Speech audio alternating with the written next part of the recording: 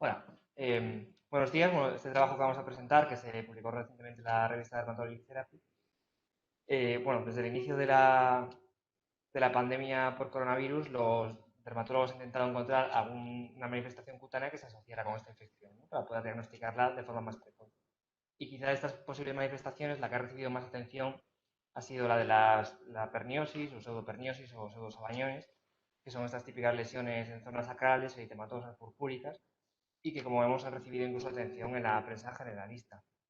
Las primeras menciones en la literatura científica a lesiones sacrales ocurrieron en la literatura china, pero eran otro tipo de pacientes graves ingresados en UCI y que lo que tenían era realmente una isquemia de las partes acras.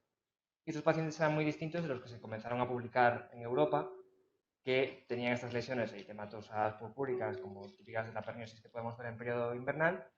Los dermatólogos que publicaban estos casos decían que estaban viendo muchos más casos de perniosis de lo que veían habitualmente y generalmente eran en niños y que eran paucisintomáticos o sin ningún síntoma relacionado con el COVID-19.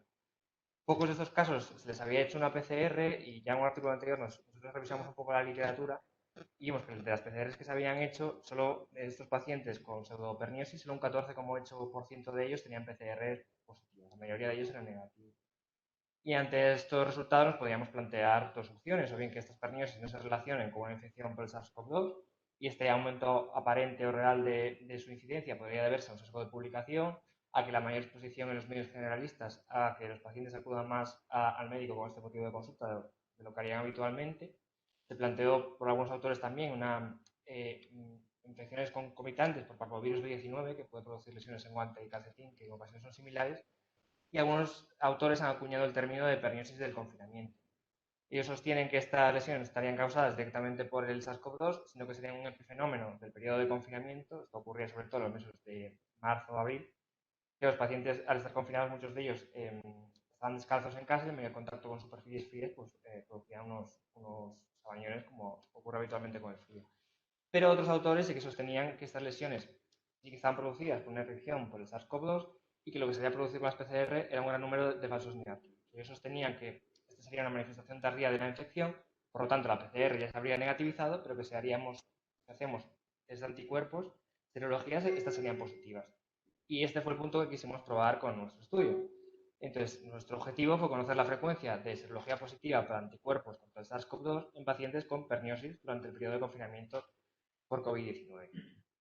Para ello, recogimos durante 2 meses, los meses de abril y mayo, todos los pacientes que acudían a nuestra consulta con este tipo de lesiones pernióticas. También nos sometían casos desde atención primaria y desde pediatría.